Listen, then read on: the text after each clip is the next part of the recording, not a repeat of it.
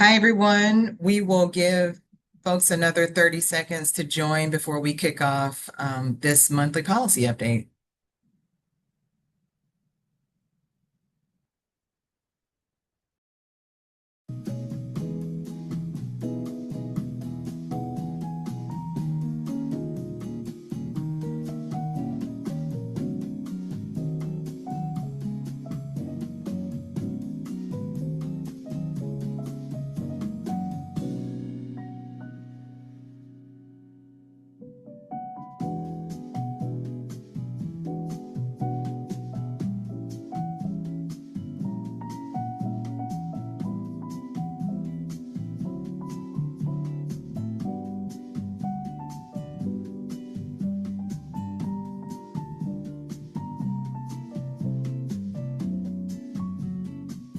Okay, I think we're ready to start here. Good afternoon, everyone, or good morning, depending on where you are in the country. Welcome to our March monthly policy update.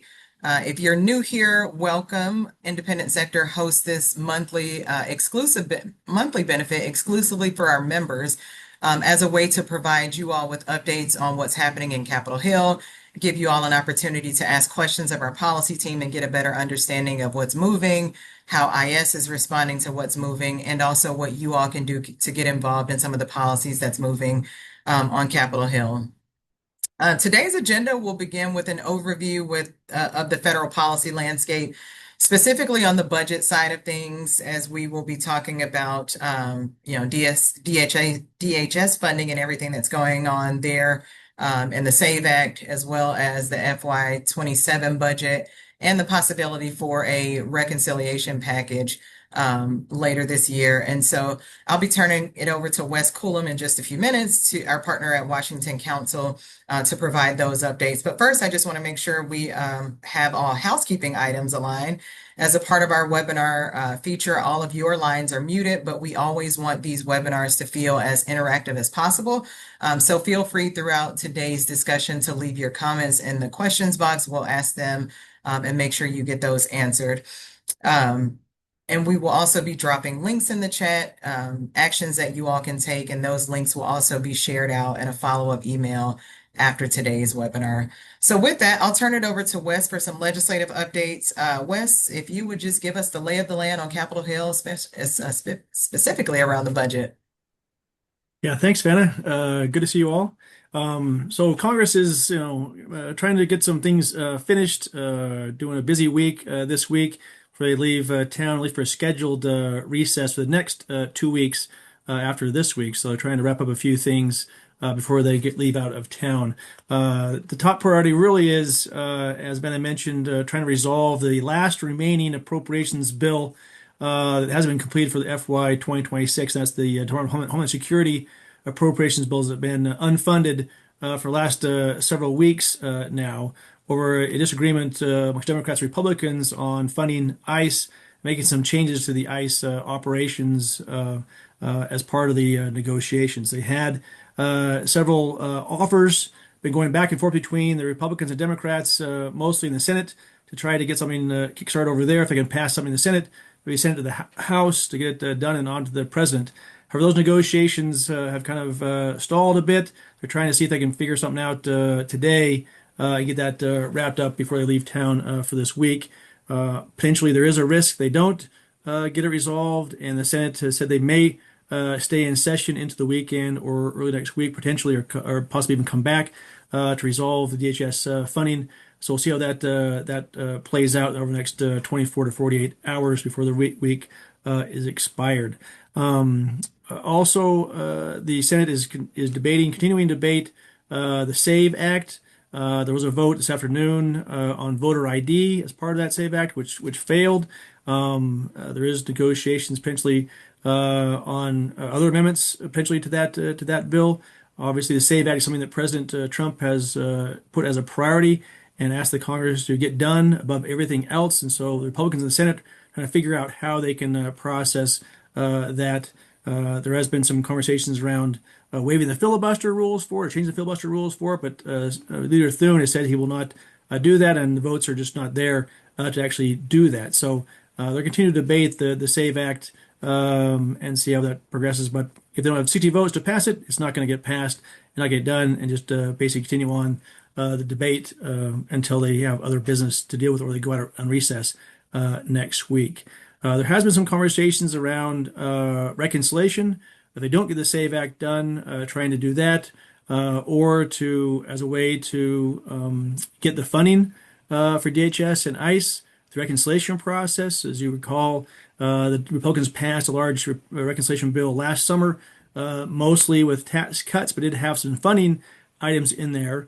And under the reconciliation rules, you really can't do discretionary appropriations funding, but you can, as we saw both in the IRA for the Democrats and the OB3 for the Republicans last year, they could do mandatory spending items as part of a reconciliation bill, including both spending cuts, as they did for Medicaid last year, as well as spending items to add more money. For example, the DHS funding or the IRS funding was in reconciliation bills in past years as a mandatory spending item. So the Republicans could do that, and they have been talking about doing a reconciliation bill at some point this year to do some of those items that they haven't been able to get done through regular order on the spending side. I think the votes are very, very difficult to get, given you have basically a one vote majority for Republicans in the House. And so they can only lose one member, assuming all members are there present and voting, which is also kind of difficult getting attendance for members to all be there and to vote. So I think going down the path of doing reconciliation has some risk, but I think there is some interest for Republicans and the president trying to maybe do that at some point this year. I think Chairman Graham of the Senate Budget Committee and Chairman Arrington of the House Budget Committee have indicated they want to move forward on a budget. As you know, you have to pass a budget resolution first to give instructions to the various committees to then do reconciliation bills after that. So it's kind of a two-step process to the budget and then to the actual reconciliation bill after that. So we'll see how that plays out over the next several weeks.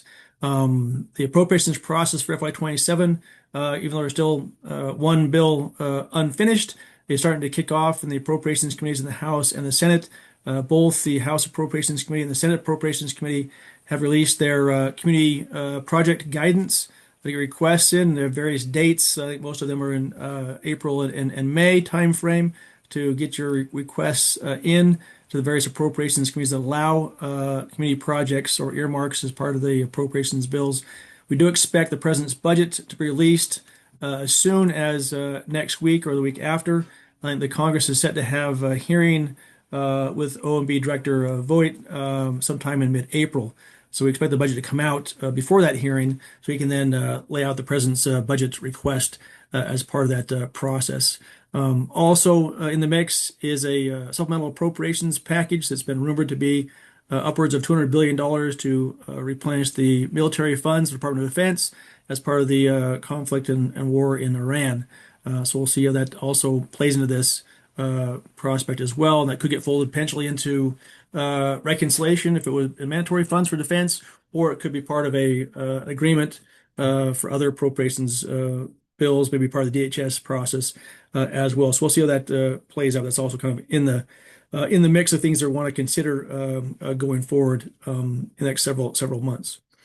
So happy to kind of one thing on the reconciliation bill, although most of the focus is on the spending side and things they want to get done non-tax, there is a bit of a disagreement as Chairman Smith in the House has said he wants to do a tax title as part of the reconciliation bill, although it's not going to be, I don't think, the main focus of the reconciliation package, given they have other priorities to put in there. The Senate Republicans, I think, are not as keen on doing another tax title as part of the reconciliation bill, but obviously, as you know, reconciliation bills and tax bills and spending bills need to originate in the House, and so they will have the first shot at passing the bill. And so whatever they send over to the Senate will be germane for the debate in the Senate. So if it does have tax items in it, then the Senate can add its tax items to it. If it is not, then the Senate cannot add items to it.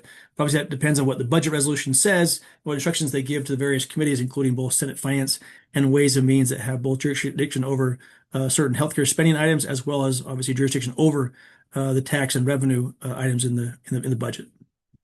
So I'm going to pause there and answer any questions you might have.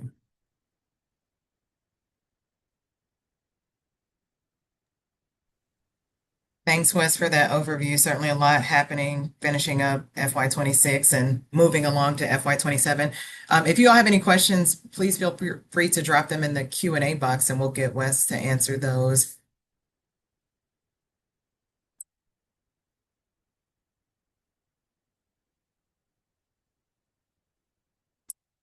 And we'll share in a moment a link to an action alert that IS currently has around the SAVE Act directed at the Senate. We've been circulating that, encouraging folks to reach out to their Senate about the SAVE Act. So we'll share that in the chat with you all, as well as include that in the follow-up email.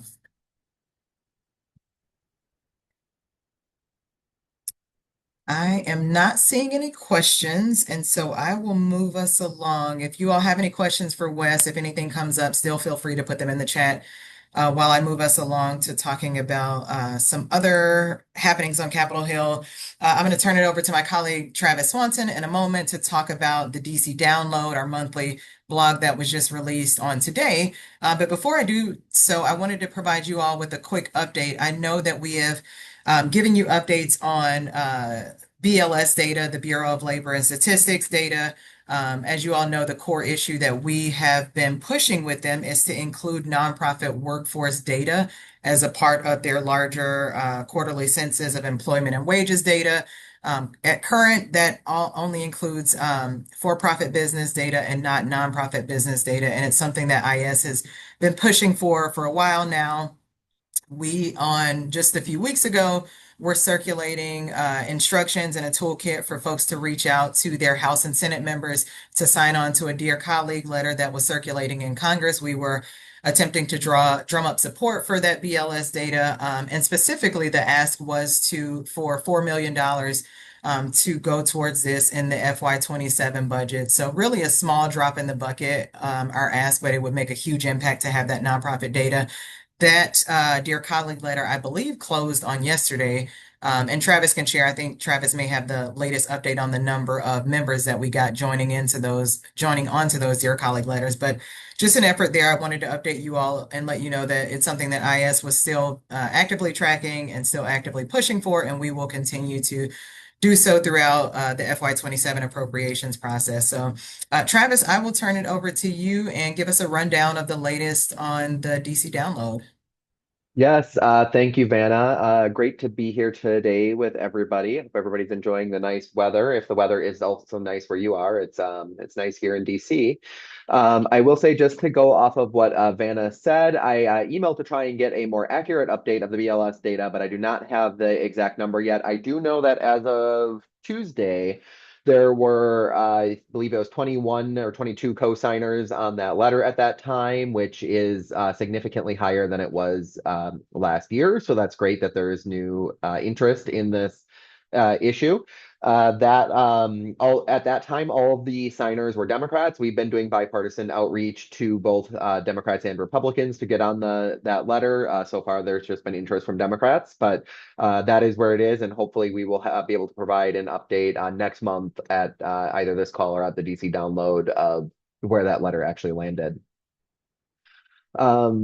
Kind of turning the page, some new research from Indiana University's Lilly Family School of Philanthropy has some sobering message for our sector, and that is that the One Big Beautiful Bill Act, which is now in effect, is projected to result in about a $5.7 billion loss in charitable giving each year.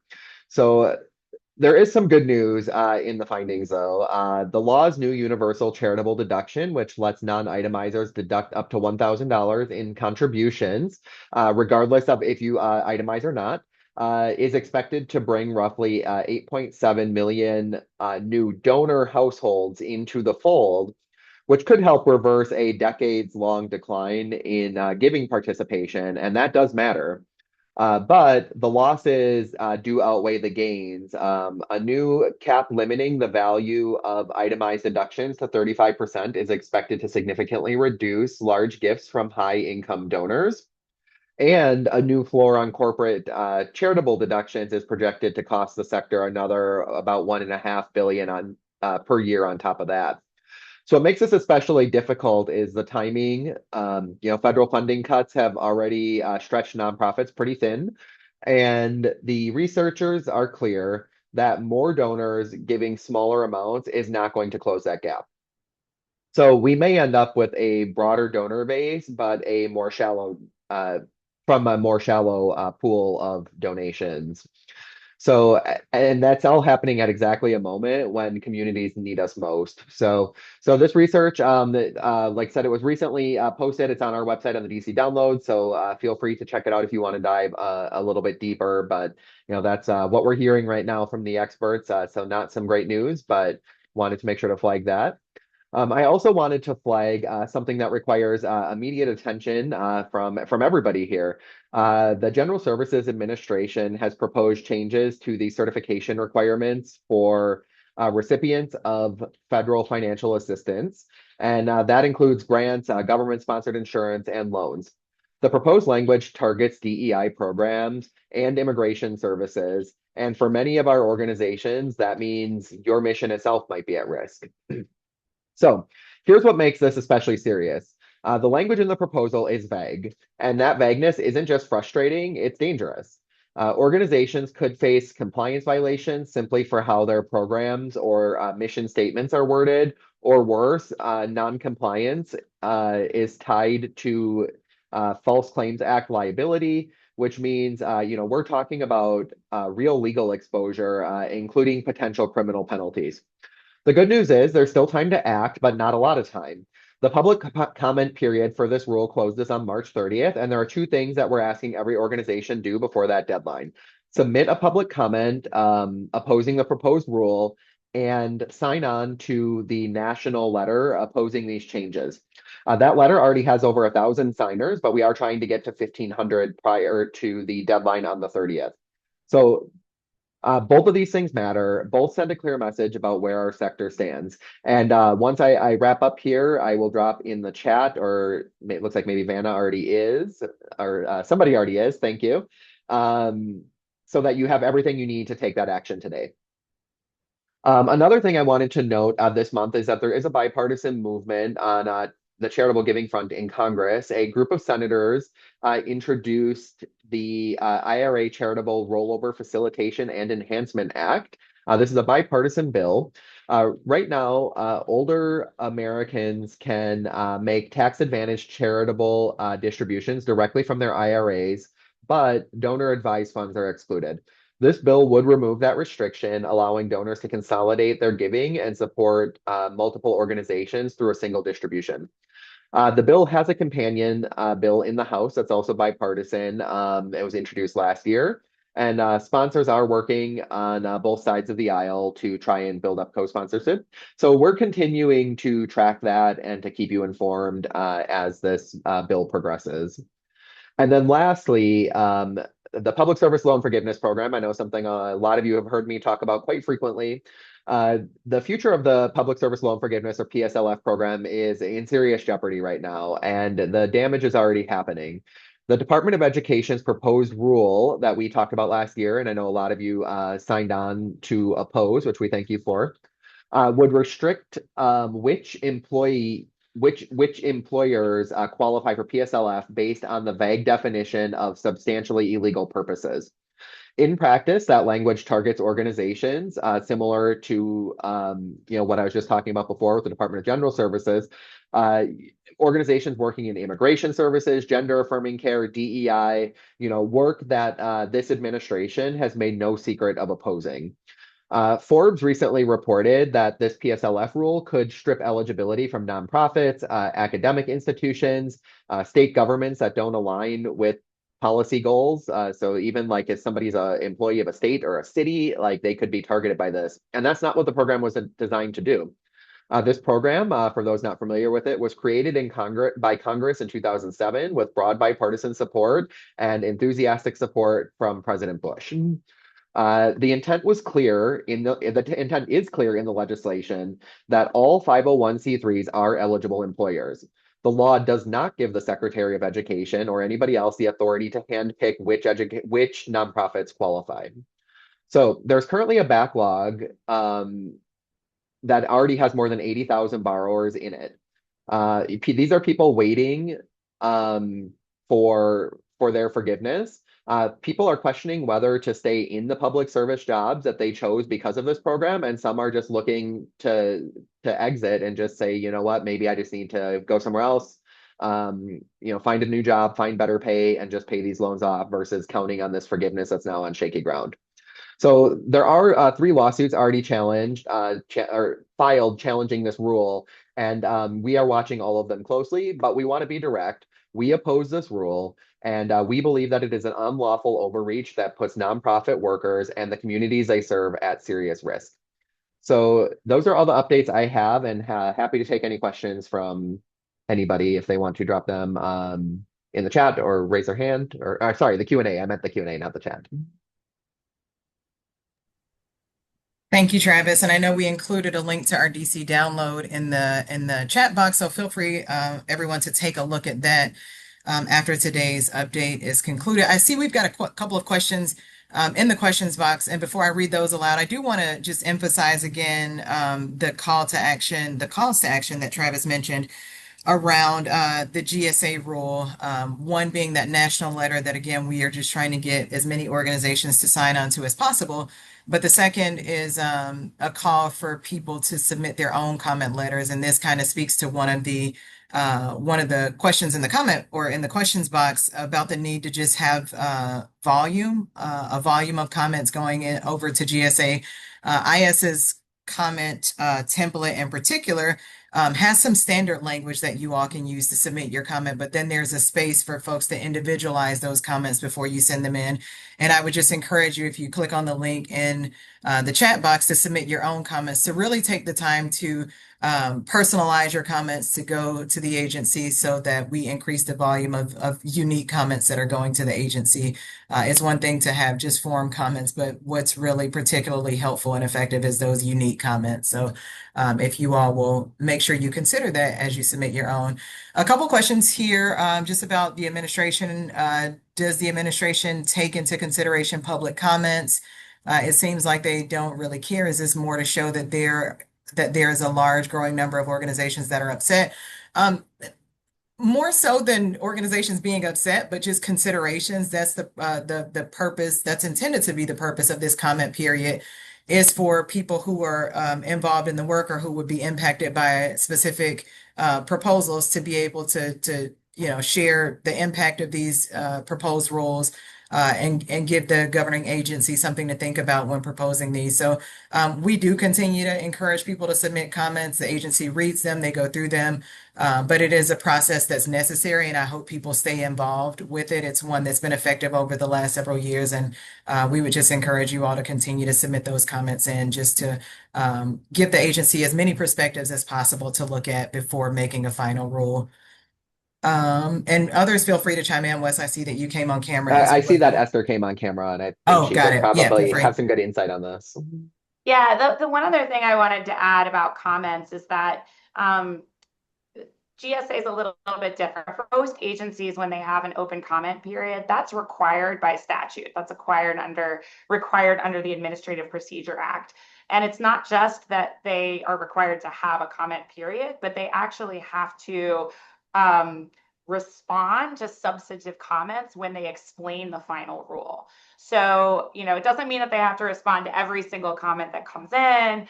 If you comment something that, I hate this is terrible, they're not going to have to respond to that. But if you make a substantive argument about why it's wrong, whether that's a legal argument or a policy argument, or you have data, whatever that is, you could use that as the basis to challenge the rule if they don't actually appear to take that into consideration under the APA. So that's why it's important to file comments. And even beyond sort of those substantive comments, as Vanna said, if you have a huge volume of comments that indicate that there is really not public support behind this, I think that actually is meaningful, if not in this immediate moment, then sort of for building that record for down the road. And Esther, thank you so much for that. Don't mute yourself just yet. I'm going to keep you on camera because there's a question about sort of what comes next with the GSA rule. There's a question of, if we get 100 signatures, what could happen next? But I want you to speak to sort of the process and what comes next after the March 30th deadline, things rolling over to OMB. So Sure. So as I said a second ago, I said excluding GSA, and that's because this particular proposal is actually not happening. It's not an APA process. It's not happening like a proposed rule. It's slightly different. It's being conducted under the Paperwork Reduction Act, and this is a specific requirement for what's usually a very technical process, basically where the government has already had authorization to collect certain information from the public. If they want to change that collection of information, they have to put that out for public comment under this separate process. And unlike the typical APA notice and comment where the agency usually wants to know everything. They want to know, about the legal implications, about the data behind their policies, all of that. This specific Paperwork Reduction Act is really very technical, and it's really supposed to be about things like, is the estimate of the time burden on the public accurate? When they say it's going to take 2.5 hours for you to complete this, that kind of thing. And so to give you an example, the average one of these proposed changes to an authorized information collection gets like 12 comments, not even an exaggeration. The last time I checked on regs.gov a little bit before this meeting, there were 15,000 comments. So I think that, of course, at the end of the day, whether or not the government is going to change based on these comments, I can't predict.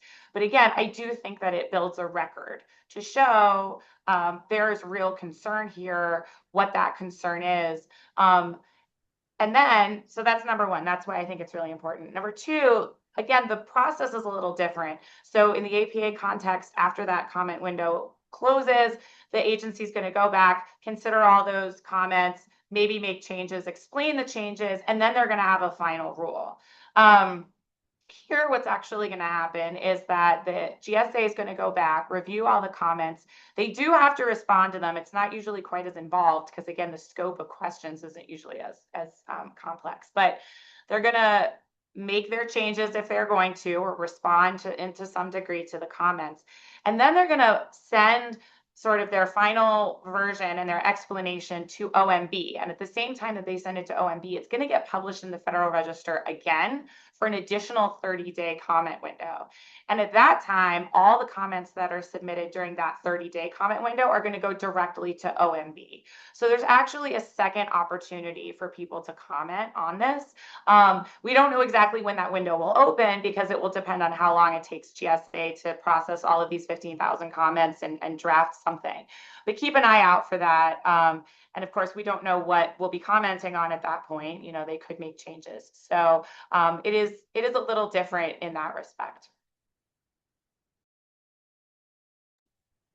Thanks, Esther. And there was a question here. Travis, I'll turn it back over to you to talk about the charitable rollover in IRS, or excuse me. And the question is IS planning to take a position on the charitable rollover expansion to DAVs? Sure. So we have not yet taken a position on that bill. We're still reviewing it. I know DAFs are a touchy subject for some people, so we really want to make sure that we are completely understand the legislation and the impact of it before making a decision if that's something that we would endorse. But we still wanted to name it as something that is moving through Congress, just so it's on your radar as something that could be coming up.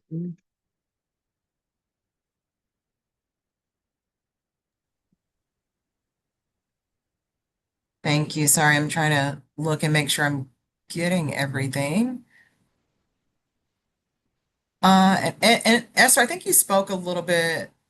I think you spoke about the next steps in the GSA, proposed changes. There's a question here about if there are lawsuits being discussed. I know you've been on some recent calls. If you could offer any insight there. Yeah, so I mean, on this specific proposal, it's premature for there to be lawsuits because they haven't actually required anyone to do anything yet. They're just proposing to do it. But yes, we do expect that if they were to implement something along the lines of what was in the proposal, there would be lawsuits on a variety of different grounds. A big one, well, first of all, obviously, there's going to be probably challenges to vagueness, what exactly is prohibited is not terribly clear, and that creates all kinds of problems for organizations that have to certify. I mean, there's real penalties in certifying something that you can't be certifying. So that's one. Another one is that some of these requirements that are in the proposal are directly in conflict with conditions on specific grants.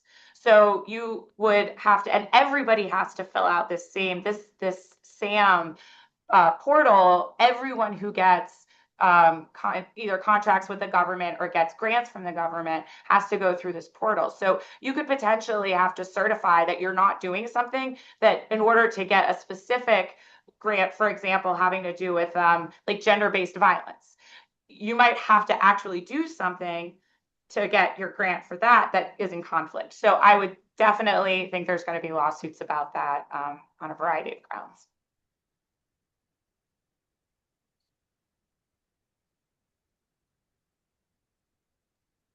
Thank you, Esther.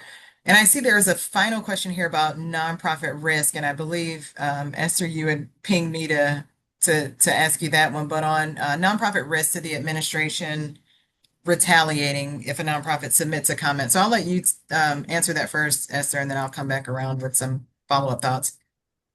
Yeah, so certainly I understand the concern, and every organization has to assess their own risk. What I will say is that, as Vanna mentioned, I've been on calls with national partners on this issue recently, and nobody has seen any organization that appears to have been targeted because they have filed a comment on, the administration has been doing a lot of things that people don't like, and you know, thousands and thousands and thousands of comments have been filed on them from all different sources. And we have not seen any example where somebody thinks I was targeted because of this comment I filed. The other thing I will just note is that there's strength in numbers. I mean, as I just mentioned, there are 15,000 comments right now on regs.gov on this particular thing. And many of them are nonprofit organizations. And so I think that practically speaking, it's unlikely that any one of those is going to result in some sort of retaliation. Now, as I said, everybody has their own risk tolerance and needs to be mindful of what works for them and their organization. And so, there are other ways that you could get involved. For example, if you want to file a comment, but you're not comfortable with the language, that is out there, you can always draft your own comment from your own perspective. Sometimes, in fact, I actually think that those can be more powerful if it's not just a form comment. But, there are other ways that you can sort of, just talk to your partners. If you don't feel like you can submit a comment, talk to other organizations that you work with and see if maybe if they have a higher risk tolerance and they're not aware of this, that's something that they could do. Thanks, Esther. And I echoed that. I would just add to, as folks are thinking about submitting comments, just keeping comments focused on, the substance of the proposal. I know in this case, it's very touchy when we talk about the GSA proposed rule, but to the extent that organizations can keep things focused on the substance, the potential impact to your respective organization, I think that always helps. And to your point, Esther, there's strength in numbers. When you're talking about 50,000 comments, it's really, really tough for a specific nonprofit to be targeted. But again, always assess your own risk as an organization.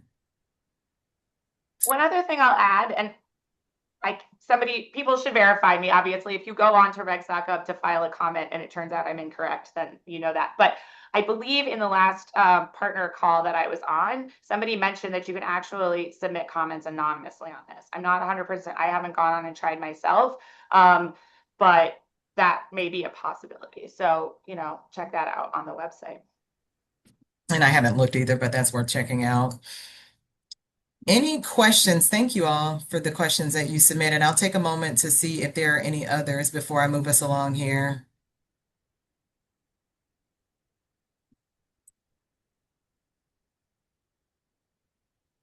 Okay. Seeing none, I'll move us along. And I know that there's a lot happening, in Washington and a lot of asks that we have of you all, but we hope that you'll stay engaged and continue to engage around GSA, around the SAVE Act and the things that we've shared here in the chat. So sort of a change of pace here. I wanted to make you all aware, or maybe remind you all that the call for session proposals for our 2026 National Summit is now open and it closes on, I believe, April 2nd, next week. So if you haven't already done so, I would invite you all or encourage you all to go to IS's website. If you all are doing work around one of our four pillars, which are thriving workforce, financially robust, trusted and well governed, and active advocates. If you all are doing some work around any of those four areas and you think that your work would make for a good session at our upcoming summit in October, please submit your session proposal for us to take a look at. And potentially add it to the agenda for our October 13th summit that is quickly approaching. It'll be held in Phoenix this year. We've dropped the link in the chat for you. We'll share it out in the follow-up materials as well, but I did want to make you all aware of that. Coming up as well. And the final update that I have for you all is we are launching a new initiative at IS called Voices in Action, where we will be sharing out guidance, sharing out best practices, sharing out resources for the sector to engage around election year, to do civic engagement work around election year. We will be kicking off with a launch webinar on May 5th, followed by a series of email campaigns throughout the rest of the summer, just really providing education and guidance for you all to be able to engage this election year, making sure people know what you can and can't do, making sure you have the resources, sure you have all sorts of outlets to allow you to do that work effectively. The registration for that is coming up in the next 2 weeks. You all should see some emails about it, but I wanted to give you a heads up while we are on today's update to be on the lookout for that. It should be a really exciting initiative. We're partnering with Boulder Advocacy and Nonprofit Vote on that initiative. So again, you'll see more in email in the next few weeks. With that, I don't have anything else. I will take another pause to make sure I'm not leaving out any questions. I do see a question here. I'll read it aloud. Have you been following the EO about establishing the task force to eliminate fraud? And is there anything we should be aware of on this front? And some additional context. We have been following it. We've been on a number of calls where they've been talking about it. But Wes, if you don't mind, I'll kind of kick it over to you to see if you've got some of the latest on that executive order. Yeah, I think this kind of came out of some of the experience they had in Minnesota, some activities there, were some events, and with the child care facilities they were looking at for fraud, and I think they're trying to do a broader look at this. Congress is always trying to find ways to save money, and waste, fraud, and abuse is always a popular bipartisan endeavor. In this case, it's not very bipartisan. It's mostly just driven by the administration to look at where they can find things to cut spending or just to save. We'll see. I think that J.D. Vance, Vice President, is kind of charged of this effort. Haven't heard much publicly what they've been doing, mostly behind the scenes. But I would expect that if they do a reconciliation bill, Republicans will want to find some savings. I think they will kind of lean towards some of the ways to reduce waste and fraud in the government. And I imagine some of these efforts that they're doing, looking at, might surface in that conversation. Other committees have been doing this. The House Administration Committee has been doing some investigations. Ways and Means Committee looking at unemployment insurance fraud and waste and those sort of things. I think there'll be more of this, disparate activities in various areas, both within Congress and the administration, as they go forward. But I haven't seen anything, no report has been put out yet, nothing public as far as these sort of findings yet. It's more of this, kind of an ongoing effort. They're looking at both administration and some of the committees in Congress. Thanks, Wes. All right, not seeing any other questions here, so I will wrap us up. Thank you all again for joining us. Thanks, Wes, as always, for providing updates. Esther, Travis, appreciate your insights this afternoon as well. Our next MPU is on Thursday, April 30th. I hope you all will join us for that at 2 p.m. But in the meantime, have a great rest of your week, and thanks again for joining us. Bye.